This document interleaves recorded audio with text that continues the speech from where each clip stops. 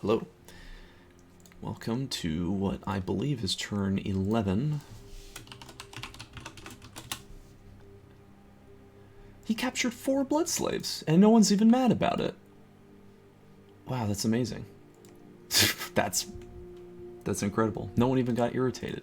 Very lucky. Is he still blood hunting? No. But Archacephaly fought some indies over here. Ooh, wolf tribe.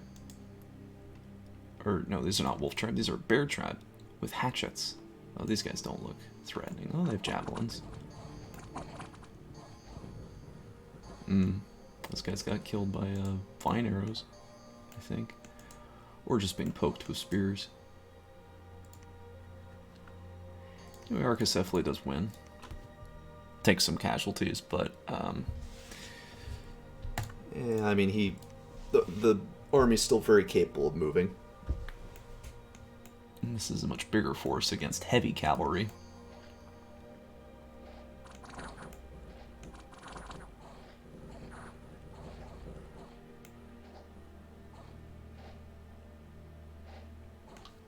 But they pull through on that one pretty easily as well. Unexpected event. The people here have raised a temple in honor of the seducer of life, Short Boy. Wow, that's really lucky. They just get a free temple here. And he's going to have a palisade built next turn. Very, very nice. This is the power of luck scales, of luck 3 coming in. Just get a free temple. That's really quite nice, especially with his scales too, which are extremely good. His scales are extremely good. Almost perfect, really. So what is he doing now? Hitting these wolf tribe, I guess. This will put him on a border with Fascia. And, oh, he's finally trying to take the Ictiots. I'm sure he'll take almost no losses in this battle. Maybe like 5 units will die. And he's going to go here and take this province that Agartha tried to ping. I'm curious if Agartha is going to try and take this province on his turn. Anyway. Oh, wait, I didn't see what he was building on his capital. What is he doing on his capital? Oh, he got an Earth Mystic. That's neat. Earth 2 Mystic, at least. This guy can make Earth shoes. He's not making a mage. Okay, this is not good. This is bad. This is really bad. Now, the fact that his research is still 0... I mean, site searching's great. Don't get me wrong, I love site searching, but this is your best site searcher. He's pinging basically everything already. This guy doesn't really do much more. Like, slightly... He gets some more Earth sites, but not that much more. And this guy's so much more efficient. This guy could be researching. You don't even have Mind Burn yet. What if someone invaded Archacephaly? They have a lot of land. They have a fort, which actually a lot of players can't say that they have. And they have big armies, but they have no magic. They have nothing, and they don't even have, like, mages. They just have, like, scattered dudes all about site searching. But still, he's got big armies. I mean, he's not in a bad position by any stretch. Archacephaly is doing quite well. I think he has 11 provinces. 1, 2, 3, 4, 5, 6, 7, 8, 9, 10, 11. Yeah, that's right. He's got 11 provinces. And he's got a lot of bonuses from luck this game. He's got a lot of gems randomly. He's got a lot of gold. This lightning rod, this free temple. It's pretty nice. It's 400 gold. Oh, he's recruiting things here too. Just some more chariots. Yeah, I don't really know if recruiting chariots is worthwhile anymore. Well, I guess it is still. He's not in a war yet, and there is still plenty of indies to take. This land needs to get filled out by Archacephaly. I mean, he is actually letting Ulm... He doesn't know Ulm's over here, granted, but if Ulm gets this, Ulm's activated. You know, he's fully engaged. Now, that said, Ulm has a bunch of extremely good indie mages in his provinces already that he's not making, so maybe he wouldn't realize that lizard shamans make his nation overpowered. Really, they make any nation overpowered that doesn't natively have access to them. Anyway.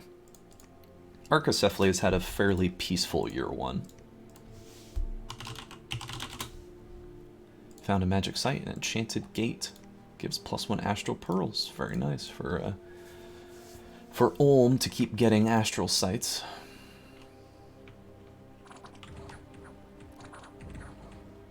He's got a few crippled Ulmites here who can't move very fast. This guy's blind and limp. Why is he still in the battle? Take him home! Or put him on guard duty. This guy... He's blind and his legs are broken. Is this guy messed up? He's crippled. Oh, Jesus.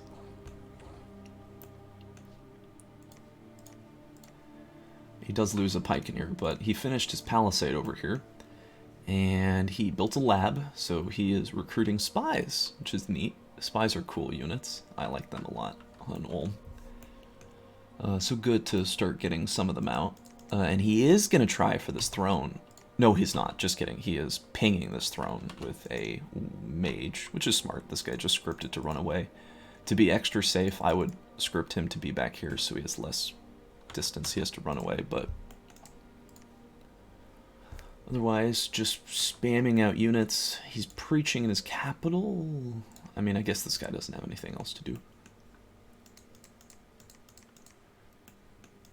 Presumably, based on the result of this ping, he's going to take this army and go for the throne, which, you know, I mean, the numbers-wise, he's looking at 2-1, but Ulmites are insane, and a lot of these guys are now wearing the full armor.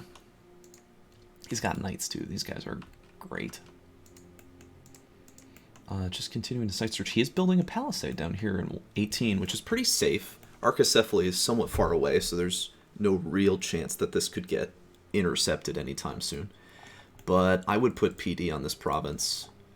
I would put PD on this province just in case. Like, just to stop some bad event from maybe happening and screwing you over. Because that would really suck. Ulm has 1, 2, 3, 4, 5, 6, 7, 8, 9, 10, 11. Yeah... Not good expansion. Just no good. It looks like on turn 12 he will take this province, and so he will be at 12 provinces in 12 turns, very below average for this map, like less than 50% of what he should have got. I mean, the same thing goes for Archaecephaly, really.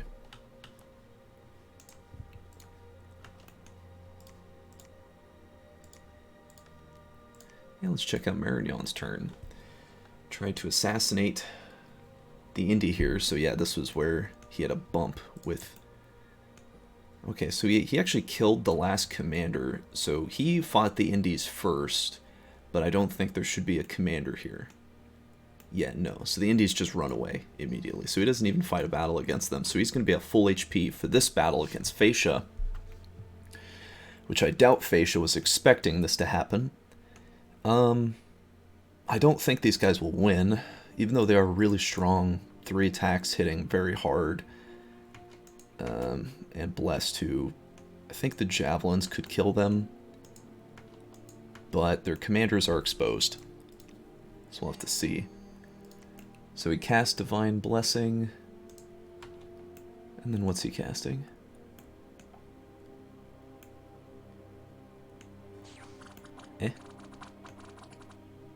So it looks like all the javelins missed. That's pretty unlucky. What is this guy doing? Nothing, he's just holding. And then the second throw of javelins, one of them connected for 1 damage.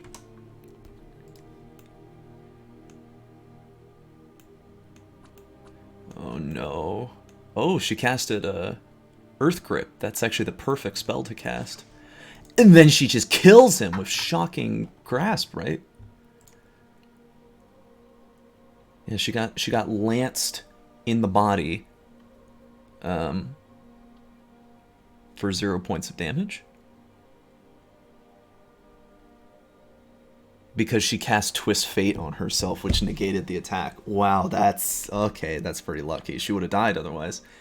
And then she casted Charge Bodies, so when he got that hit off, he took 24 points of damage. And really this is sort of emblematic of the weakness of these Knights of the Chalice in the first place. Facia has really high access to air magic with their communions. And these guys have no shock resist at all, so they'll just drop like flies. Sort of similar to how my Jotunheim game went. But there's still this guy. Ooh, he kills her. How's the paladin doing? Oh, he's fighting javelins. He actually got hit. Or no, it's just reduced by Dominion. And this guy's running away. Oh, he took a nasty hit. Never healing wound. But I mean, look at this guy. Like, he's dodging all these attacks, and these are very expensive, strong units, and he's just dodging all of them. And then he checks for morale, and he fails. Okay.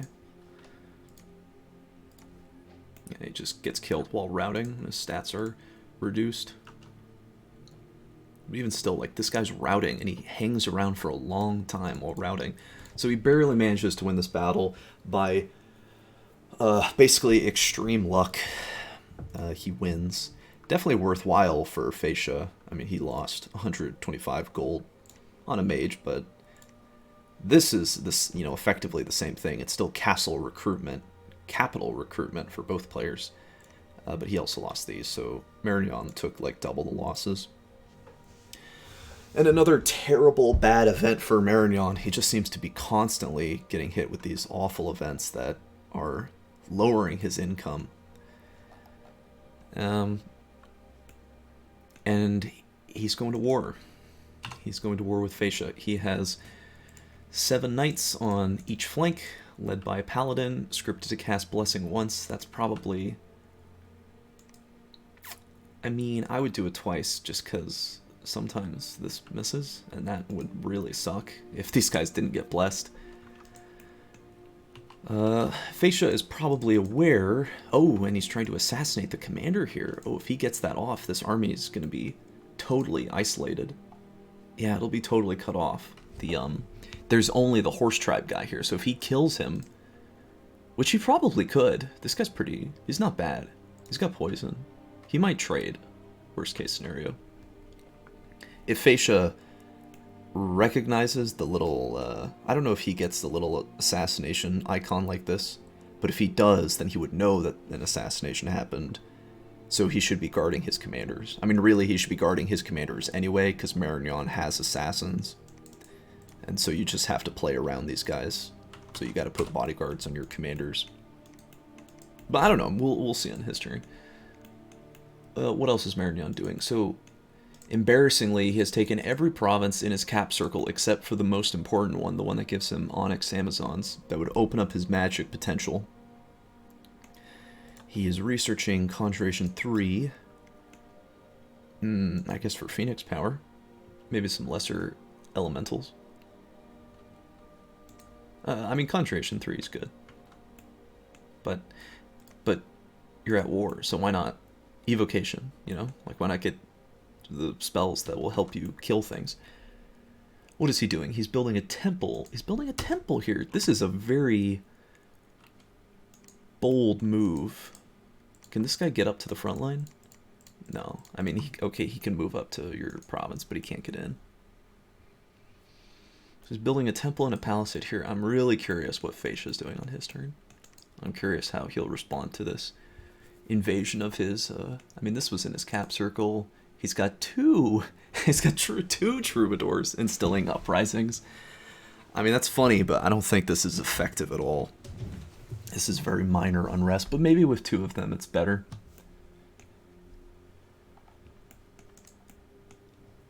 He is also hiring mercenaries, hiring the Raiders of the Silver Steppe for 108 gold. No, your current bid is 3 gold. Oh, okay. I guess he just had some gold left over. But if you had gold left over, put it in PD! You know, something that's more important. Oh my god, so many of these provinces are just empty. They have no PD in them. Or like 1. This province he PD dumped. Which is very pointless. PD dumping is... I mean, outside of like very specific situations, is easily counterable. And I mean, most of this is light infantry, crossbowmen. Okay, the crossbowmen will do work. Maybe I'm being too harsh on this PD dump. He doesn't know that Fascia could be...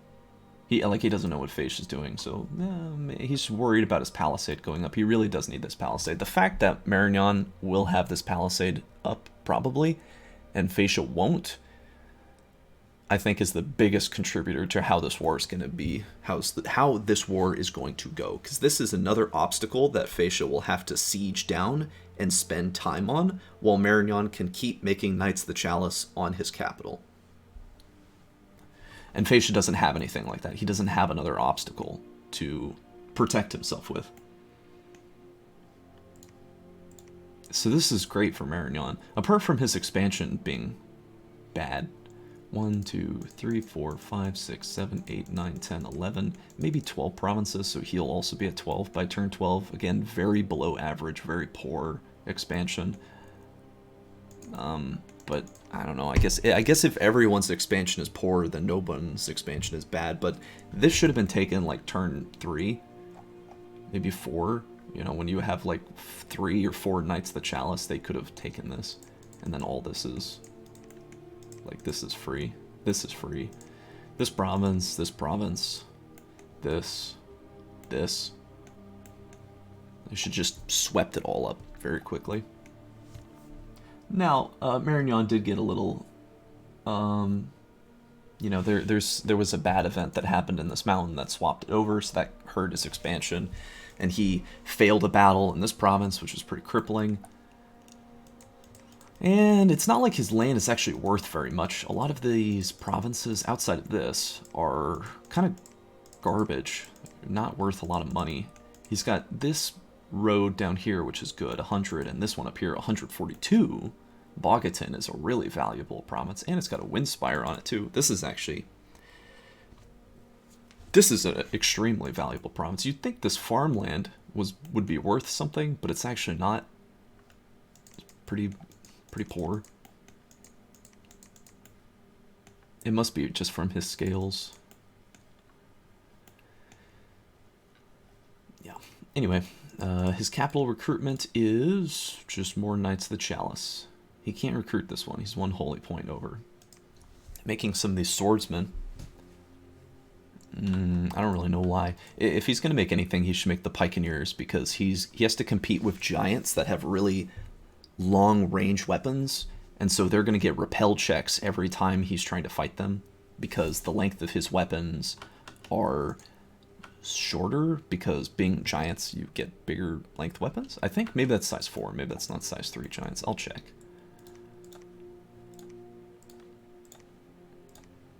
On Agartha's turn, he got a message from Ulm. Hey baby, we wish for some nice peaceful lovin' relations, if you know what I mean. Ulm and Agartha are the big blocky lads, so we have to watch each other's backs, right? Also, that spineless wretch, not Fascia or the dumb blockheads, but that other guy, you know, the spineless one. He's trying to get people to come and bully you. But I had your back, so, you know, earth bros before hoes. I assume he's talking about Fascia, or Archacephaly, because Archacephaly gave Agartha's cap location out.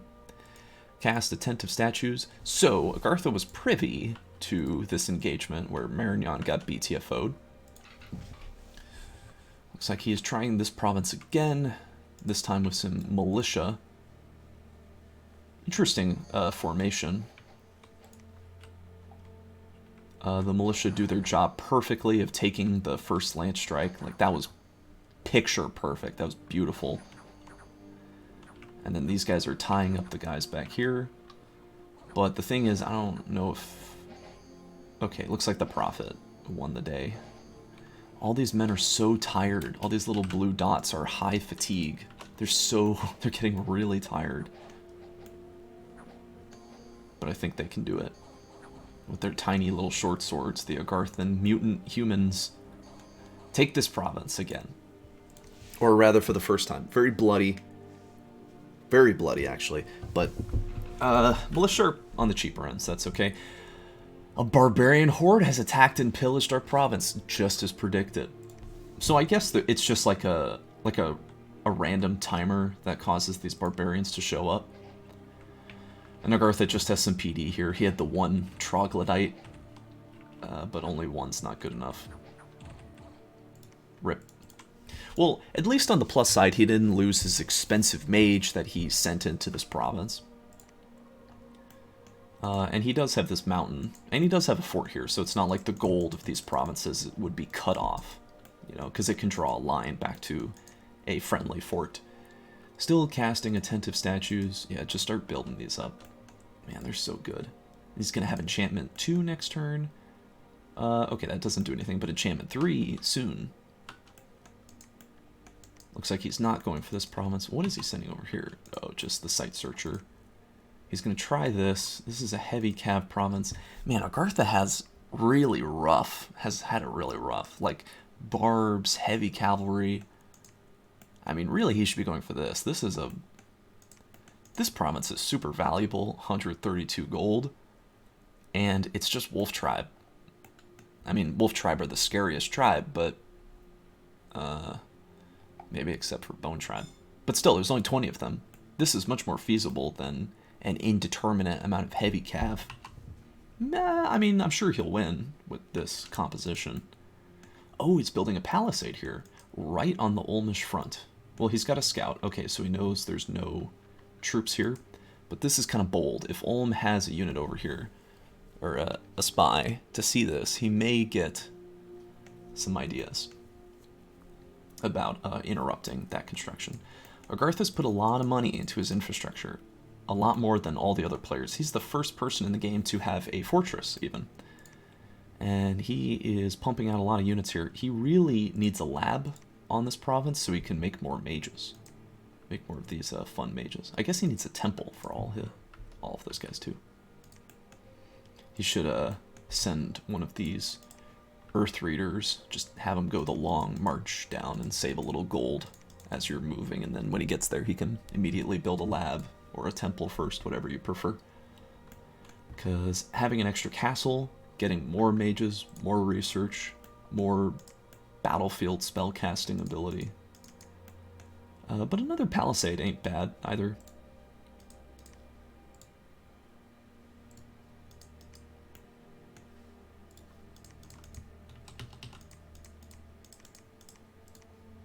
I mean, this cap recruitment seems fine to me. I mean, maybe except for the troglodyte slaves, these things have not... It's like a really big hammer, but it's made of the most brittle material imaginable, you know, to use an Earth-related metaphor. They're good, they hit really hard, they trample, but they're so expensive. These things are so pricey. Agartha, I think, has lost the most gold of anyone in the entire game just from getting his troglodyte slaves killed. It's not like he's been losing battles. Like, he's lost a couple, but really it's just every turn a troglodyte slave gets killed. And that's 50 gold down the drain. It's a lot of money over time. And losing this province sucks too. Of course, that's unfortunate. But he knew it was going to happen. He caught a barbarian scout, so he knew it was going to happen. It's not that valuable. It's got a Windspire, which is worth retaking it for. But he can bide his time a little bit. Maybe he thinks this is more important to take this Lish over here. It is a road, I suppose.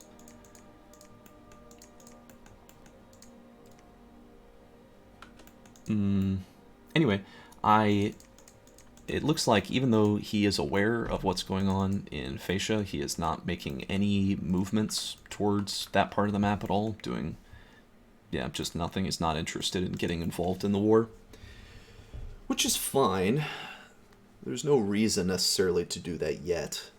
And I think there is still a big Phasian army here in Grainport. Maybe. Maybe it moved back to his capital. I'll have to check. And he's lost a lot of units.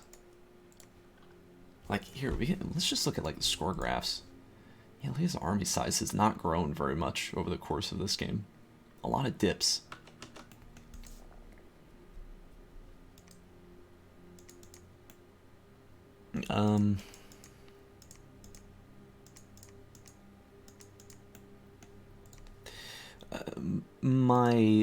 My thinking is Agartha should spend time expanding. He's doing the smart thing. This is smart. To try to take gray flags instead of going to war, I think, is a better use of one's time than trying to invade another player, because this is a money pit that even if Marignan wins, he has to win really decisively. He has to completely crush Phasia for this to be economically worth it, because while he is spending time and gold losing troops, grinding this out for a few provinces, Agartha, Ulm, Archacephaly are taking neutral land and getting stronger. Everyone's getting stronger, while these two are, like, fighting it out. Let's see what Phasia's doing. Wrong password. We know about the battle with Marignan, but how did this go so poorly? It's just Lion Tribe.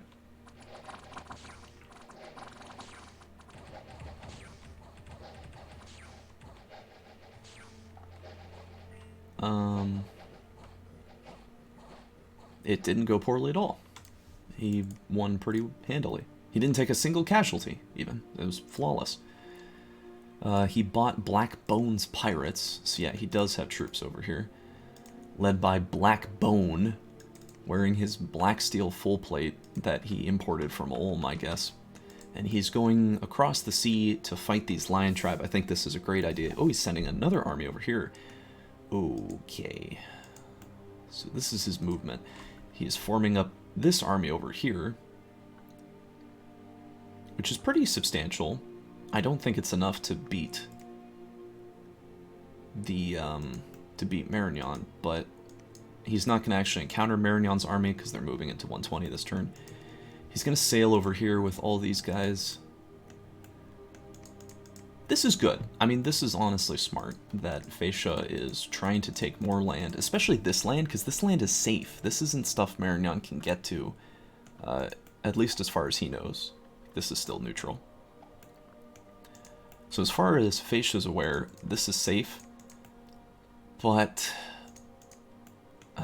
this guy's going to get assassinated. And he's... what's he scripted to do? He's scripted to hold in place, so I don't know if that means he'll shoot his short bow.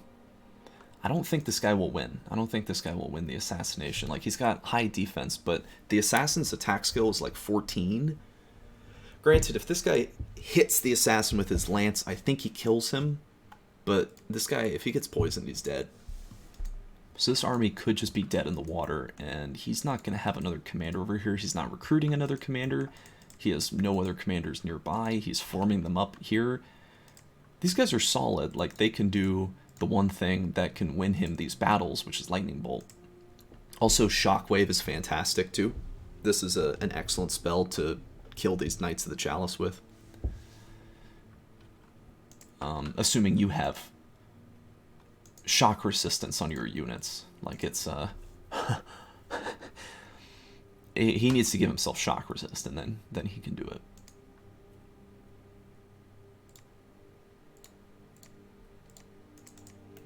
But there's not going to be a battle next turn. I suppose, unfortunately. I mean, this PD will just get killed, and that's 10 PD gold down the drain. Really, this should just be 1. There's no reason for it to be 10. Like, you're not going to stop Marignan from taking... Like, even if you dumped all of your gold into this province, Marignan just kills it. Kills all of this. So there's no reason to have 10. That's, we can find out exactly how much money is that. Looks like it's about 60 gold. About 60 gold is just going to get erased for no good reason.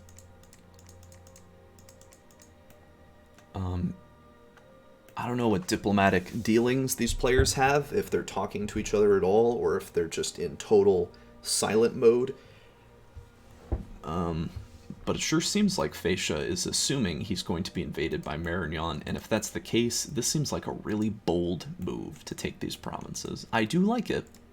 I do like it a lot. I think it's neat, especially with the mercenaries. I think this is good, but like, he should have taken this a long time ago. He should have taken this a long time ago. All these provinces with 10 PD on them are just like, that's another 60 gold down the drain. You should PD, you should put high PD on a province if you're worried about a random event taking it from you and then you lose something valuable on that province. Like here, this is actually more valuable than all of this stuff because it's got 2 fire gems per turn. This is a really excellent magic site to find. And he only has 1 PD here. Why? If anything, this is the most valuable thing. Like, this 48 gold forest is not worth the... Like, by putting 10 PD, you just, like, deleted the income of that this province provided for 1 turn. And then some more. Anyway, what's he recruiting? He's recruiting his Sacreds at last, the Orichalcum Guard. What was his bless? Just a lot of, like, resistances. Solid, definitely a solid bless, but I don't know if it's going to be super helpful against the Knights of the Chalice. The best thing that these guys can do is bodyguard, so you have them defend your commanders. And if you have them defend your commanders, then this attack rear strategy that Marignan is trying to utilize will be a lot less effective because your commanders are being defended by, well, basically the best stuff Fascia has to offer. So these are only length 1, but what about these? They're length 3. So yeah, making those great swords that Marignan's making seems kind of silly because these guys are length 3. They'll get their repel check on them, and their attack skill is pretty okay. Versus the great swords, which I think is like 9 or 10.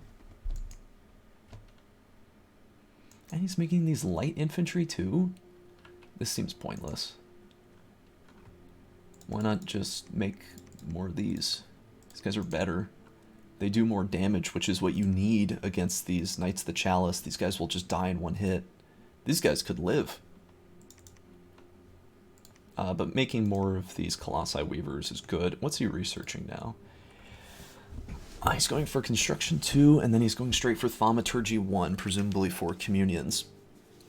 Which he will definitely need, as he is now going to be at war.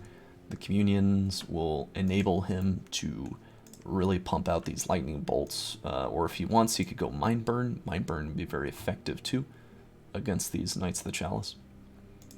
This would be extremely effective, actually.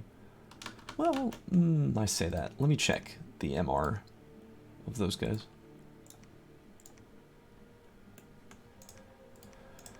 Uh, 11. Wow, that's actually really terrible. Yeah, Mind Burn would be really good against them.